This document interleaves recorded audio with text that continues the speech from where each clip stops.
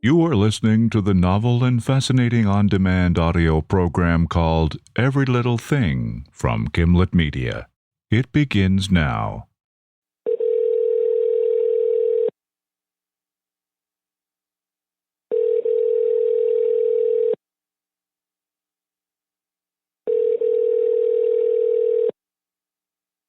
Thank you for calling the Every Little Thing Help Line.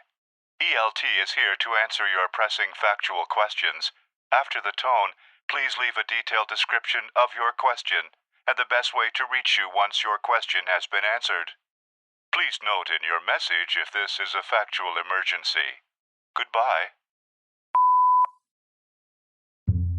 Hi, my name's Andrew Conkling.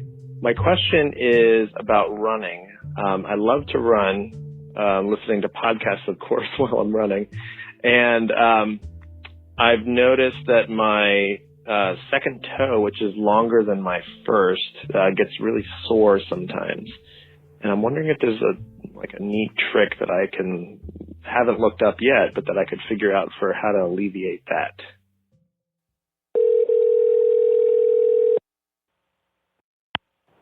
Hello, this is Andrew. Hey, Andrew, it's Flora. Hi. So, good news. I have some answers, I think. Oh, cool. Yeah. And what I found out, I feel like actually will change the way that I live my life. No kidding. Okay, so when I heard your question, I was like, I know exactly who I have to call for this. Oh, cool. His name is Dan Lieberman. Hello, Hi, is this Dr. Lieberman? speaking. This is Flora Lichtman. Oh, hi, Flora. Hey, you know what? I'm just getting out of the shower. Can you call back in like 5 minutes? So Dan's gonna go dry off, and in the meantime, I want to tell you something about your toes. Okay. There's a name for your toes, having a second longer toe, Okay. and that name is Morton's toe, named after this orthopedist, Dudley Morton. Oh. So, like, the medical condition is Morton's toe, but it also goes by lots of other names, including Greek foot, Why is it called that? because it was a standard of beauty in ancient Greece, apparently. And this toe structure is in all of these famous pieces of art, like Venus de Milo has your toe structure. I see. Michelangelo's David, your toes. Lady Liberty, your toe structure. Huh. I've never looked at Lady Liberty's feet, or David's for that matter, or Venus's for that matter. I've never looked at any of those feet. Well, now you will. Yes, totally. And by the way, Lady Liberty wears size 879 sandals. I just thought you should know that. It is delightful. It's funny. So back to your question, which was, what can you do about your second longer toe pain?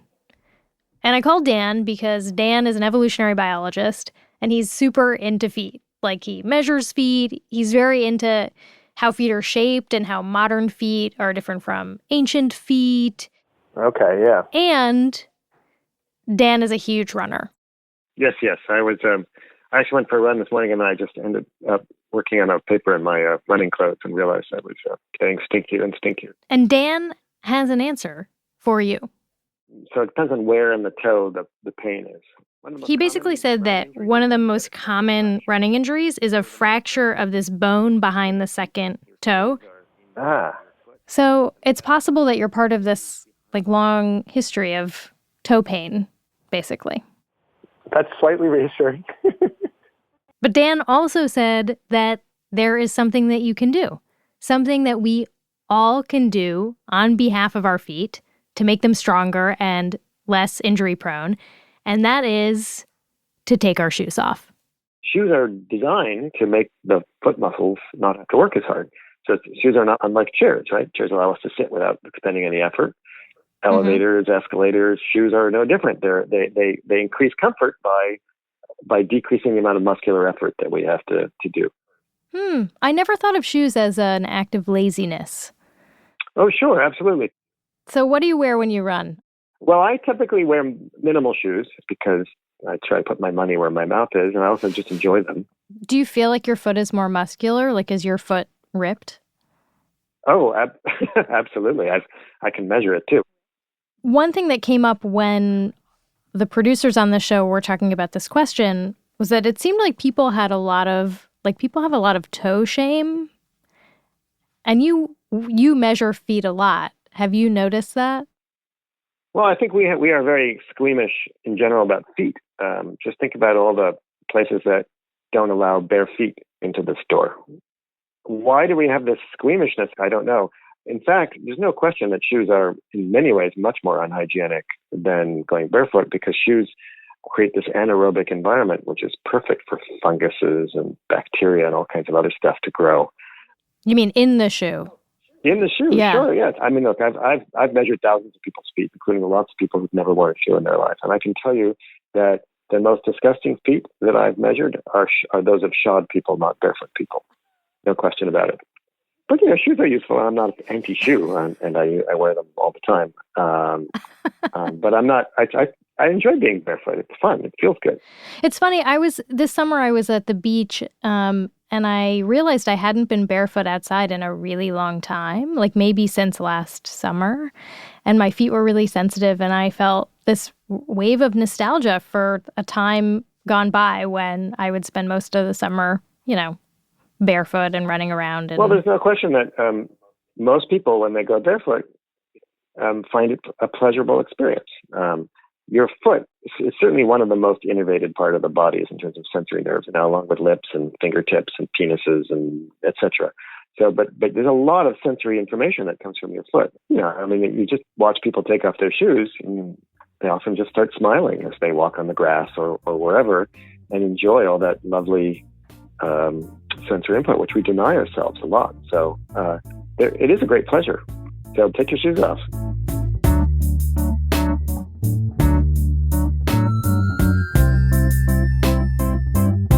That's great. Yeah, that was the part that is going to change my life. What about you? Do you think you'll take your shoes off more? Yeah, totally. What comes to mind when I hear that is just thinking about all the times that, I send my kids out in our backyard, but I'd say, oh, put your shoes on, But I think I'm totally just going to be like, yeah, just skip them, whatever. Yeah. Yeah, that's really interesting. I never really thought about it in such a holistic way, Yeah, me neither. And now, you can show your feet off and remind people that they're the Greek standard of beauty. Yeah. And maybe just don't imagine my feet, just imagine a sculpture of my feet, because they'll probably be idealized, right? Exactly.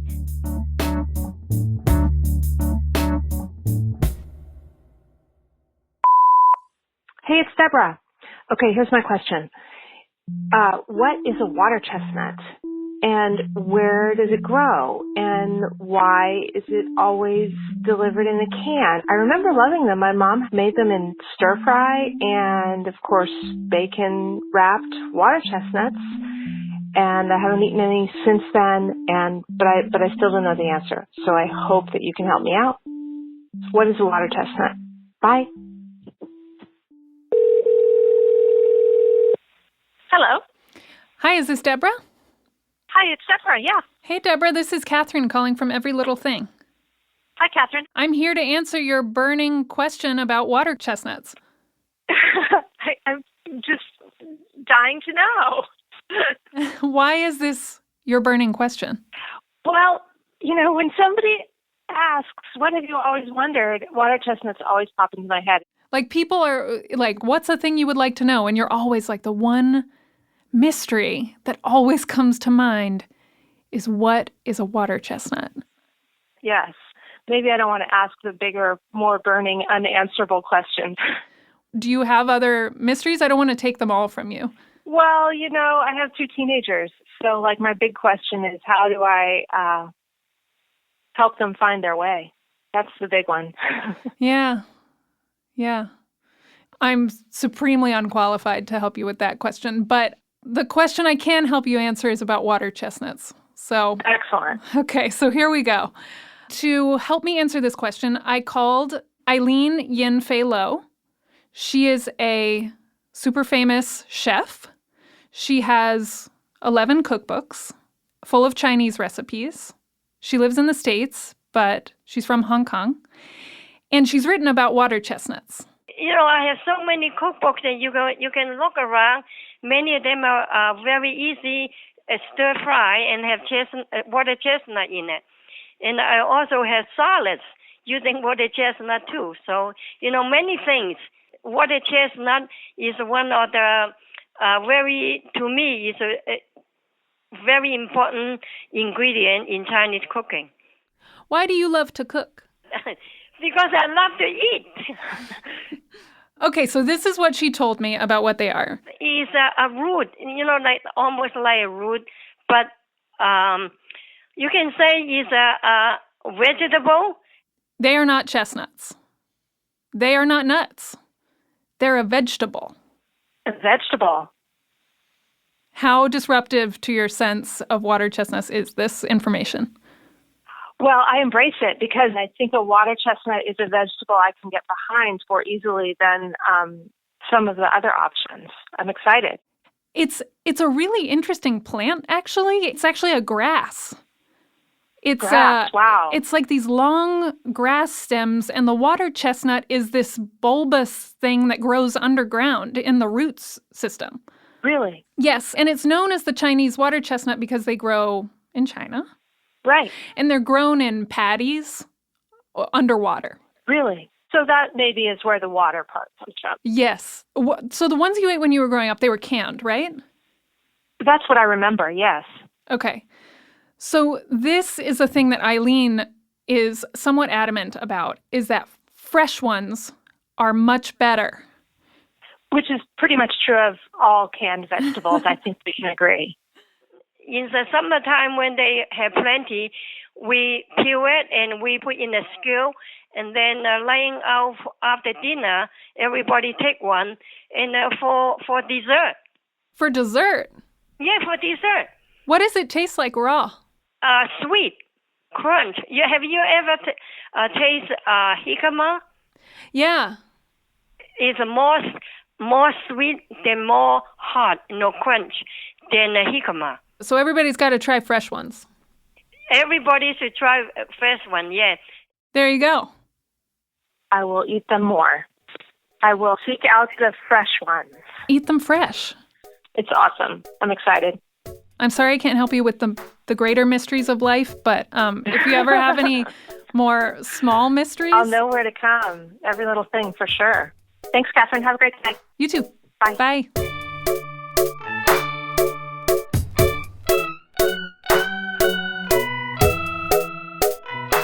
The show isn't over yet. After the break, more reporting on burning questions.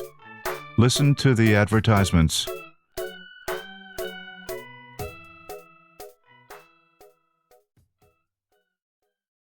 Did you know about 1 in 3 people with plaque psoriasis may also develop psoriatic arthritis, which causes joint pain, stiffness, and swelling?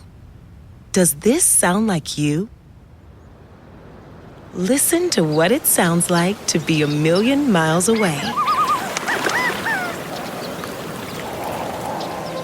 Tremfya, guselkumab, taken by injection, is a prescription medicine for adults with moderate to severe plaque psoriasis who may benefit from taking injections or pills or phototherapy, and for adults with active psoriatic arthritis.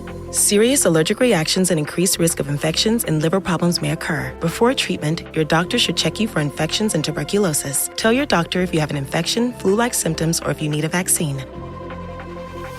Imagine being a million miles away. Explore what's possible. Ask your doctor about Tremfya. Tap this ad to learn more about Tremfya, including important safety information. Every outfit starts with a choice. What am I wearing underneath? Something comfortable? And let's be honest, something that keeps everything looking smooth. That's where Vanity Fair lingerie comes in. Their new Smoothing Wireless Bra has 4-way stretch fabric for all-over smoothing, soft, lightly lined cups for a natural shape, and no wire comfort that lasts all day. All over smooth, all day comfort. Vanity Fair lingerie. Find yours at Target today. This episode is brought to you by Sweetgreen. The day doesn't ask for permission.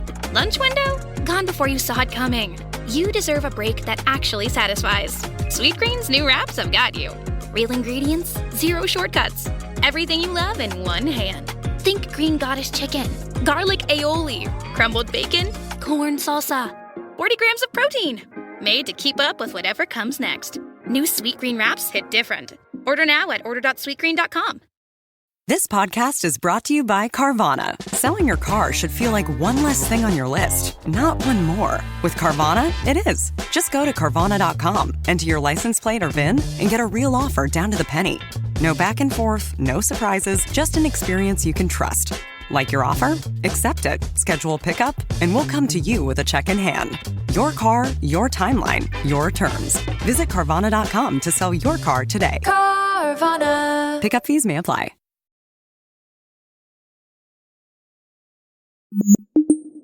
You are still listening to the same show that you clicked on initially.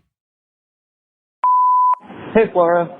I'm a huge fan of baseball, and I believe that one of the things that makes the sport so great is that no matter where you are in the country and no matter what team you support, you will always sing "Take Me Out to the Ball Game" during the 7th inning stretch. I was wondering, how did this become such a widespread ritual? Like, even if you don't even really like baseball, you probably know some or all the lyrics. Thank you, and love the show. Hello. Hi, this is Catherine calling from Every Little Thing. Is this Ian? Yeah, this is Ian. First of all, thank you for your question. Yeah, no problem. Are you a baseball fan? Yeah, but also that's just something that I grew up with. We would sit on the porch during the summer and listen to the Indians on the radio, and so that's sort of a nostalgic thing too for me. Do you like the song? Actually, no. It's not a pleasing song. Like, the music's pretty bad. The lyrics are very simple. You hate the song. I don't think anyone particularly likes the song. Well, actually, I found someone who disproves this theory. His name is Andy Strasburg. He worked in baseball for 40 years, and this is who I called to help me answer your question, and he loves this song.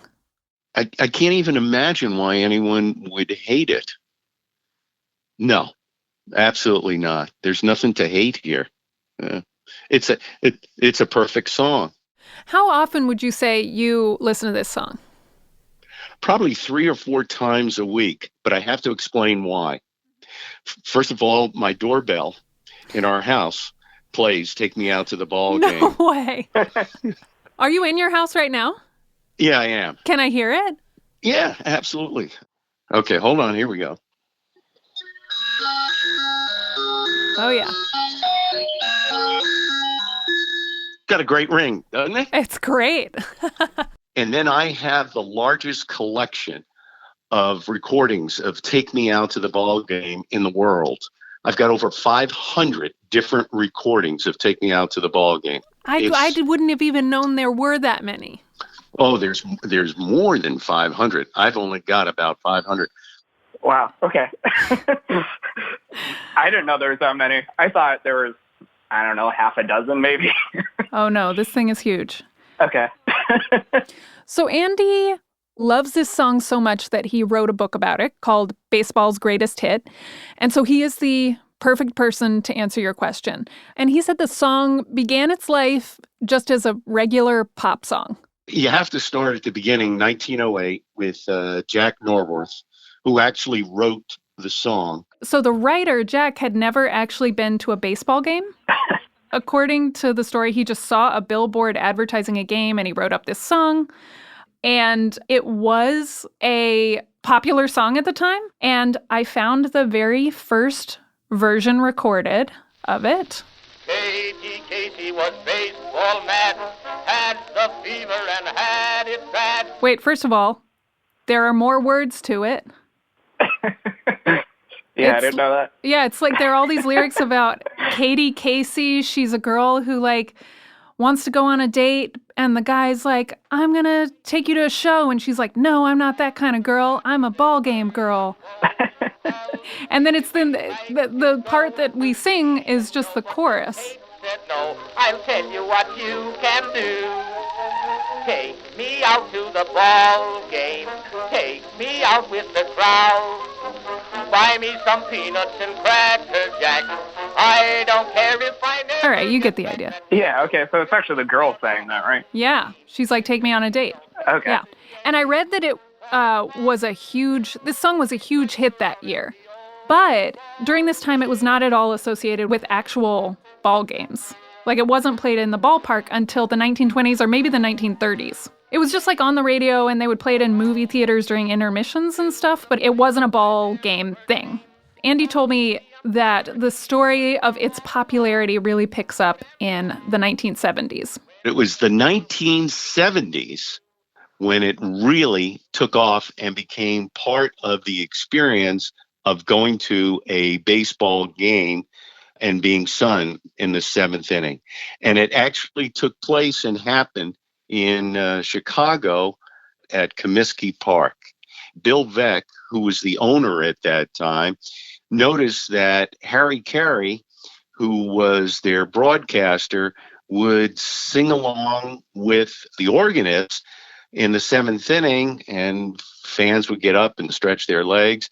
And so Bill Veeck asked Harry Carey if he would sing it on the PA system for the ballpark. And Harry said no way, because he wasn't a good singer. What Bill Veeck did is he snuck a microphone into the broadcast booth and turned it on when Harry started to sing. And the fans loved it. And the fans got into it. Harry saw the reaction of the fans. So what Harry did was he embraced it. All right! That's a Harry Carey trademark. He would always scream, "All right!" All right! Let me hear you! Good and loud! On 1, on 2, on 3. Hey! We used to do that 1, 2, 3 in college whenever we would sing a song. He leaves the Chicago White Sox and goes over to the Chicago Cubs. And now those games are televised on WGN. And now the entire world is watching baseball games. And at the seventh inning break, they're watching Harry lead the fans at Wrigley Field in singing "Take Me Out to the Ball Game."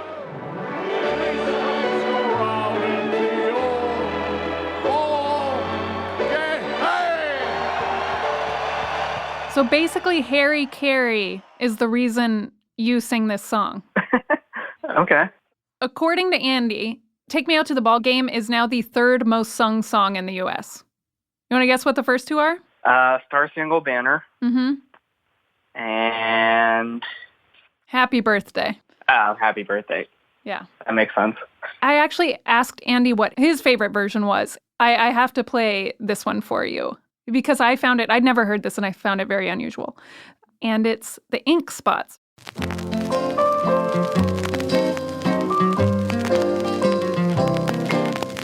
Take me out to the ball game.